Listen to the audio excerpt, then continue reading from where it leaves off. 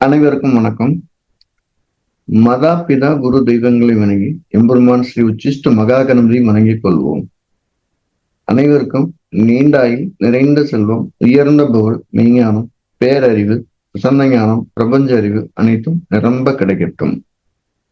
அனைவருக்கும் எனது மானசீகமான வாழ்த்துக்கள், மானசீகமான ஆசைகள்.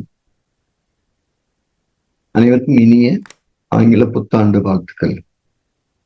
அனைவரும் ஜிகாஸ்டோ அன்போடு வரவேற்கிறது. இந்த புத்தாண்டு உங்களுக்கு எல்லா விதமான நற்பலன்களையும் கொடுக்கணும். உங்க தகுதியை நீங்க மேம்படுத்திக்கிறணும். அதன் மூலியமா சமூகத்துக்கும் பயன்படணும் அப்படின்னு பிரார்த்தனை பண்றேன். அதுக்கு எம்பெருமான் ஸ்ரீ உச்சிஷ்ட மகா கணபதி உங்களுக்கு துணை இருப்பாராக.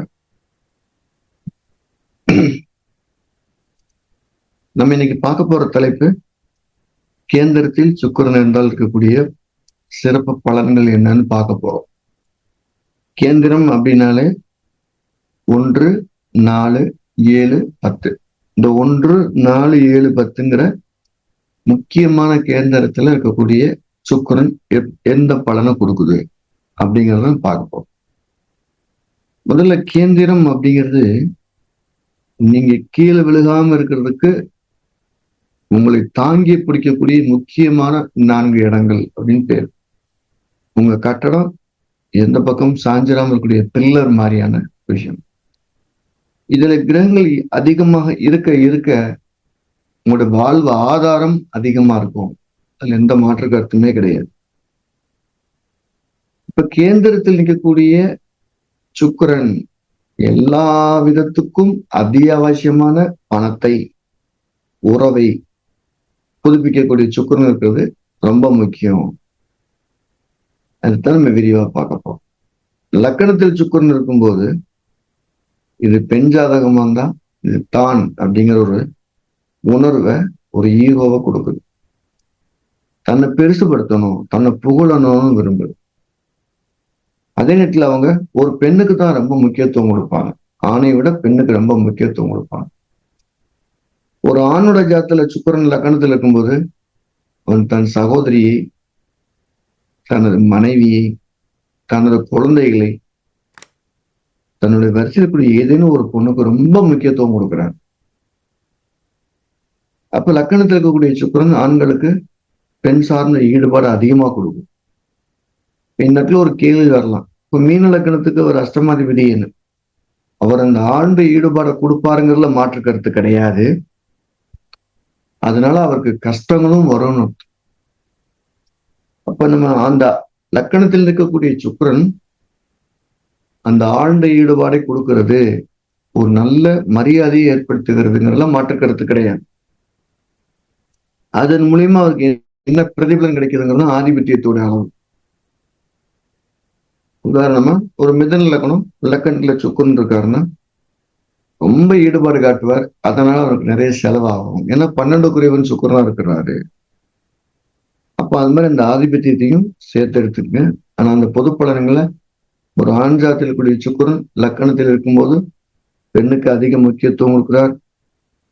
என்ன சண்டை போட்டாலும் பெண்கள்கிட்ட காம்ப்ரமைஸ் ஆகி மறுபடியும் வாழ ஆரம்பிச்சுட்டார். நிறைய விவாகரத்துக்களை தவிர்க்கக்கூடிய கிரகம் இப்ப லக்கணத்தில் கூடிய சுக்கிரன் அமையுது. இது ஒரு ஈகோவை கொடுக்கறதுக்கு இதுல இருக்கக்கூடிய மைனஸ். தராதரம் தெரியாம நிறைய பேத்துக்கு காசுகளை கொடுக்கறதுனால அந்த காசு வராம கடுமையான மன உளைச்சல் ஏற்படுது. இதுதான் இதில் இருக்கக்கூடிய பொது பலன். 2வது கேந்திரம் சொல்லக்கூடிய 4வது வீட்டுல சுக்கிரன் இருக்காருன்னா அது ஒரு நிஷ்பலம் அடையுது. பொருளாதாரத்தை, வீடு, வாகனத்தை எல்லாத்தையும் சிறப்பா கொடுக்குது. கணவன் மனைவிக்குள்ள ஒரு கசப்பை கொடுத்துரு. அவங்க யாராவது ஒருத்தர் நீண்ட காலம் பிரிஞ்சிருக்க மாதிரியோ ஒற்றுமை இல்லாமையோ இருக்கிறாங்க. இந்த 4வது வீட்டுல இருக்கக்கூடிய சுக்கிரன் சொத்துக்களை சேர்ப்பதற்கு சிறந்த ஒரு பயன்பாடு, ரொம்ப பெரிய லெவல்ல உதவி செய்யுது. அதுல எந்த ஒரு மாற்று கருத்தும் கிடையாது. 4வது வீட்லயே பலம் அடைஞ்ச சுக்கிரன் இருந்தாருன்னா அது திக்பலமும் பெறுது, பலமும் அடையுது. அப்படின்னா கூடுதல் எந்த லக்கணம் வந்தாலும் சுக்கிரன் 4ல இருக்கும்போது திக்பலம் பெறுவார். அது ஒரு அற்புதமான ஒரு சொத்து சேர்க்கறதுக்கான யோகம். 4வது வீட்டுல திக்பலமும் பெற்று ஆட்சியும் பெற்றது, இல்ல உச்சமா இருக்குது, இந்த மாதிரி இருக்குன்னா கூடுதல் பலம் பெறும்போது பொருளாதாரத்தில் நல்ல ஒரு வாழ்க்கையை கொடுத்துருவாங்க, மாற்று கருத்து இல்லை. குடும்ப வாழ்க்கையில சின்ன லெவல்ல தொந்தரவு பண்ணாம போகாது. ஸோ அவங்களுக்கு பொருளாதாரம் உயர உயர குடும்பத்துக்கு அதிக நேரத்தை செலவழிக்கணுங்கிறதுல எந்த மாற்று கருத்தும் கிடையாது. அடுத்து 7வது வீட்டுல கூடிய சுக்கிரன். லக்கணத்துல கூடிய சுக்கிரன் எப்படி பெண்கள்கிட்ட அவர் சமாதானமா போறோம், பெண்களை விரும்புறதோ, அது 7வது வீட்டுல இருக்க சுக்கிரன் இருக்கும்போது அப்படி இல்லை, கொஞ்சம் விலகி நிற்கிறார். அதுக்கு ஒரு வார்த்தை உண்டு, காரகோ பாவனாஸ்தின்னு உண்டு. திருமண உறவை குறிக்கக்கூடிய காரக கிரகமான சுக்கிரன் தனது காரக பாவத்துல போய் உட்காரும்போது அந்த பாவத்துடைய பலனை முழுசா அவர் கொடுக்கறது இல்லை. இங்க இவர் அவருடைய நிலைப்பாடுல இருப்பாரு, இவருடைய வாழ்க்கை துணை ஒரு நிலைப்பாடுல இருக்கும். 2 பேருக்கும் கருத்து ஒற்றுமை ஏற்படாம காயங்கள் அதிகமாயிருக்கும். 2 பேருமே வேலைக்கு போகக்கூடியவர்களா இருந்தா 2 பேரும் சேர்ந்து ஒரு வீடு வாங்குறாங்க, காடு வாங்குறாங்க, தோட்டம் துறவு வாங்குறாங்க, சண்டைகள் வருவது இல்லை. அங்கிட்ட ஒரு கூடுதலா ஒற்றுமை கிடைச்சு, அதுல எந்த ஒரு மாற்று கருத்தும் கிடையாது. அப்ப 7ல இருக்கும்போது ஒருவருடைய வருமானத்தில் இருக்கும்போது இன்னொருத்தர் சார்ந்து இருக்கும்போது சண்டை அதிகமாகும். இந்த கௌரகபாவனஸ்லிங்க இருக்கு, எனக்கு இது வேணும், கிடைக்கலன்னா எனக்கு கோச்சுக்குவேன் அப்படிங்கிற மாதிரி உணர்வு அது கொடுத்துரும்.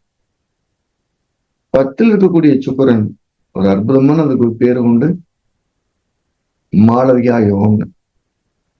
எங்க எப்ப சார் அந்த யோகம் இருக்கு அப்படின்னா, லக்கணத்திற்கு 10வது வீடு ஆட்சி வீடாகவோ அல்லது உச்சம் பெறக்கூடிய வீடாகவோ இருந்தால் அது மாளவியா யோகம். சிறந்த பொருளாதாரத்தை அள்ளி கொடுக்கக்கூடிய ஒரு தன்மை அதை கொடுக்கும். இப்ப மத்த ஆளுக்கெல்லாம் உதாரணமா ஒரு தனுசுல இருக்கணும், 10ல் சுக்கிரன் நீசமா இருக்கா சார், பொருளாதாரத்தை உயர்த்துங்கிறதுல மாற்று கருத்து கிடையாது.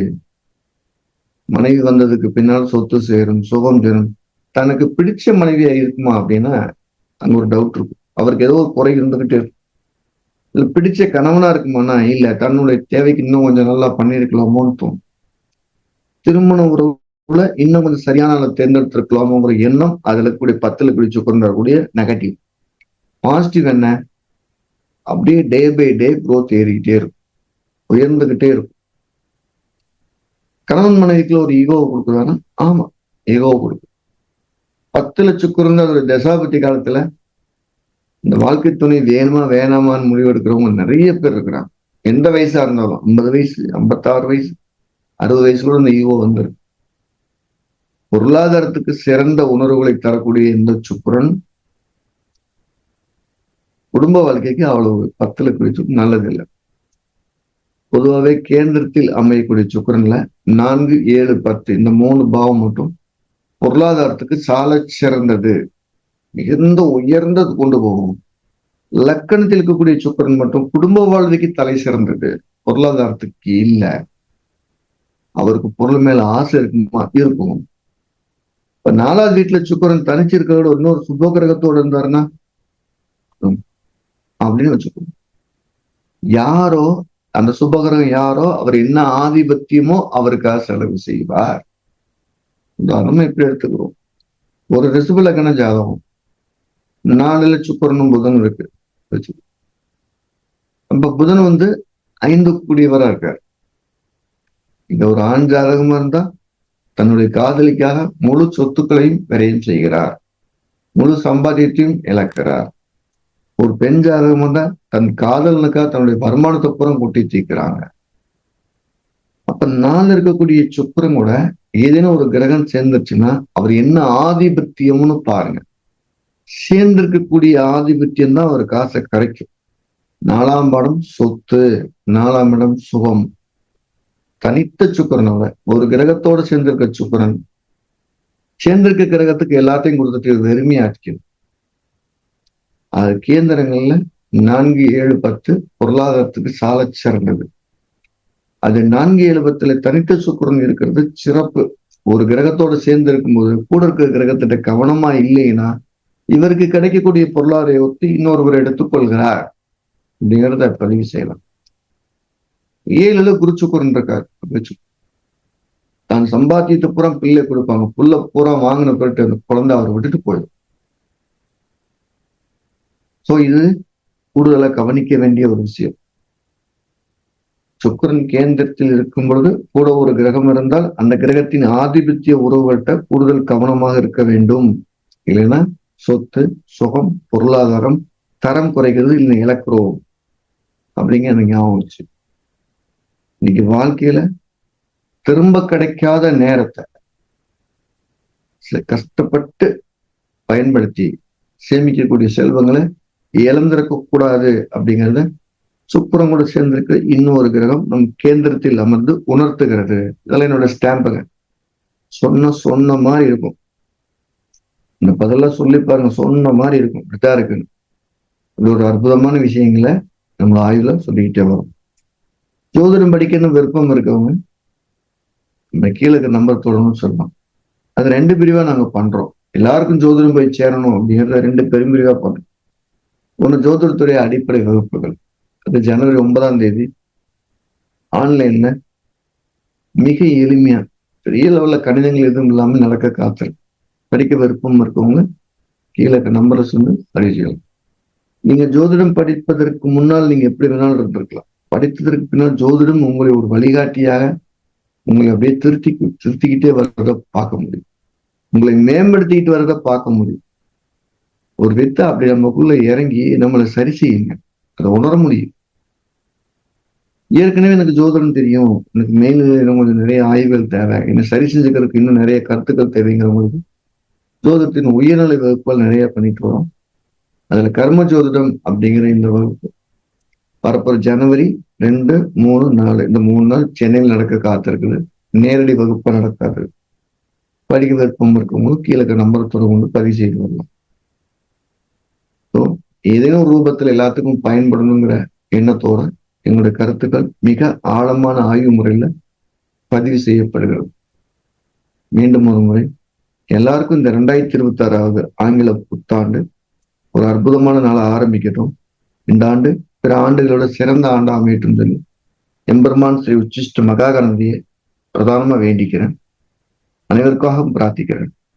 அனைவருக்குமா எல்லா வல்ல எம்பெருமான் ஸ்ரீ உச்சிஷ்ட மகாகணபதி அனைவருக்கும் நீண்டாயில் நிறைந்த செல்வம், உயர்ந்த புகழ், மெய்ஞானம், பேரறிவு, பிரசன்ன ஞானம், பிரபஞ்ச அனைத்தையும் பெருமையோடு வழங்கட்டும். அனைவருக்கும் ஆங்கில புத்தாண்டு நல்வாழ்த்துக்கள்.